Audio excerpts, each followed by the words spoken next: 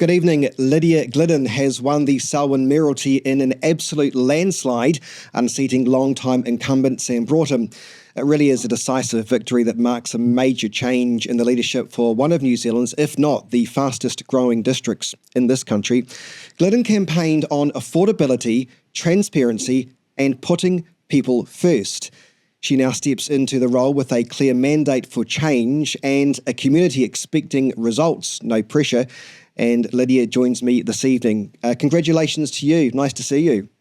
Yeah, thank you, Chris. Thanks for having me. It was an absolute resounding win for you. What message do you think Selwyn voters were sending with such a strong result?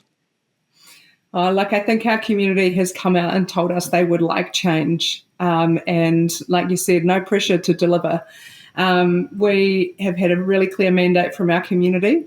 And now is the time. We have a fresh council and we can move forward.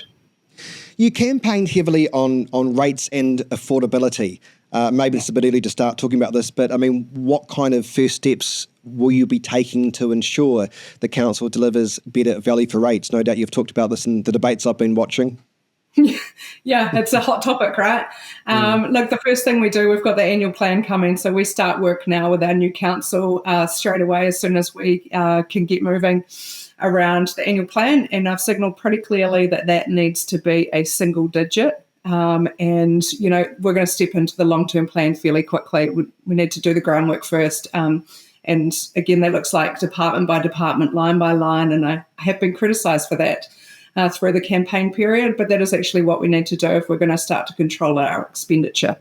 Isn't it bizarre being criticised for actually going through and looking at all the items and seeing potentially what you can save money in? I always find that bizarre. How can somebody criticise you for that?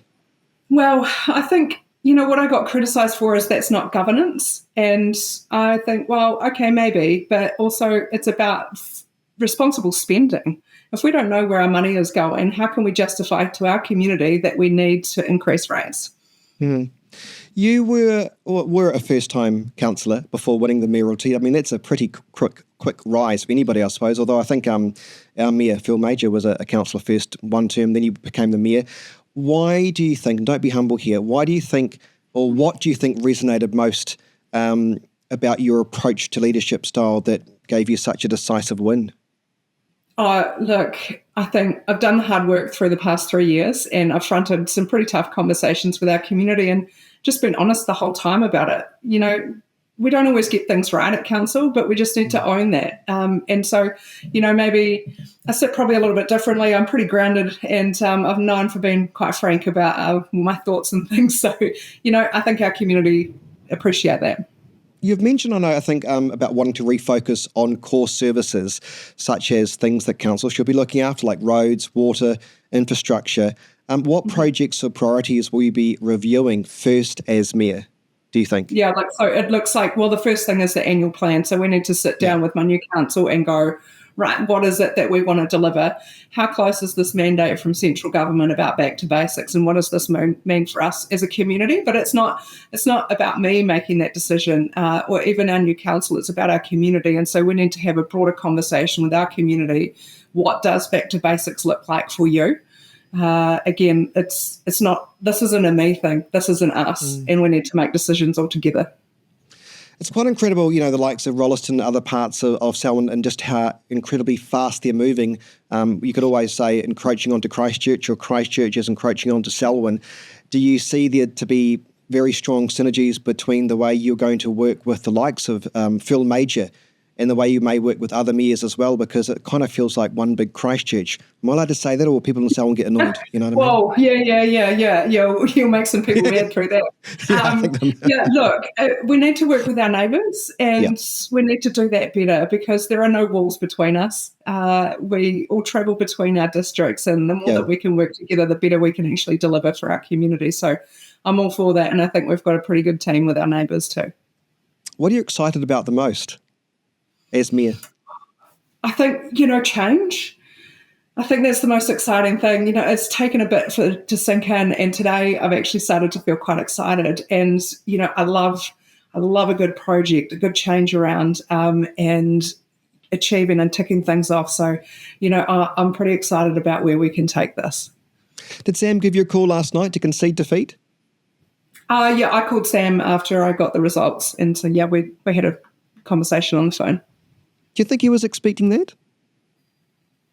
Possibly not, because I wasn't either. Really? I wasn't expecting. I thought it would be tight. To be honest, I'm aware it is a pretty big job to unseat an incumbent, especially one that has been in the role as the president of local government New Zealand and been a first-time councillor. But yeah, I didn't expect the numbers to be what they were. I thought we would have been tighter through this. Other people have told me different, but yeah, I think it was a surprise for all of us. Did you enjoy the campaign? Because some of the videos I've seen on YouTube, it looked like you and some of the other candidates were actually enjoying the experience, and it felt, I don't know if collegial is the right word, but it looked like you were enjoying yourself. And I suppose you have to if you're campaigning, right? Yeah. I mean, you have to, right? You set the vision of what you want to do and what you want to achieve, and you go out and do it. And we've done just that. And, campaigning can be quite hard sometimes, and it can have this negative frame around it all the time. But, we didn't want to be like that as well. There are some hard conversations to have, but you've got to have a bit of a laugh as well. And, we probably did some things that are quite outside the box, with releasing some blow-up dinosaurs into Rolleston and had a good laugh at that. And, we've heard back from the community that they appreciate the sense of humour too. Blow-up dinosaurs, I missed that. I missed the press release in that one, Lydia. What was that about? Yeah. So, check it out. It's on our Facebook page. So we had those, those big giant 2-metre tall blow-up T-Rex dinosaurs. Yes. Yeah.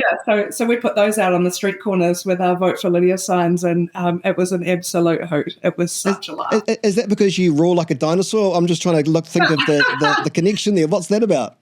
Oh, look, we were just like, what's funny? What's going to get people's attention? And, what's a little bit different? And yeah, we came up with this, and at the start I was like, oh, I don't know about that, but that we did it, and it was a hoot. It was a laugh. Well, it worked. You might be able to save them for. I think I'm sponsoring the local Christmas parade there, so I can't wait for that. So maybe you can bring the dinosaurs back there, and maybe that's time for us to catch up. It's really nice to see you. Congratulations on such an incredible win, and I hope to speak to you again soon. Good luck for, I suppose, first day tomorrow, right?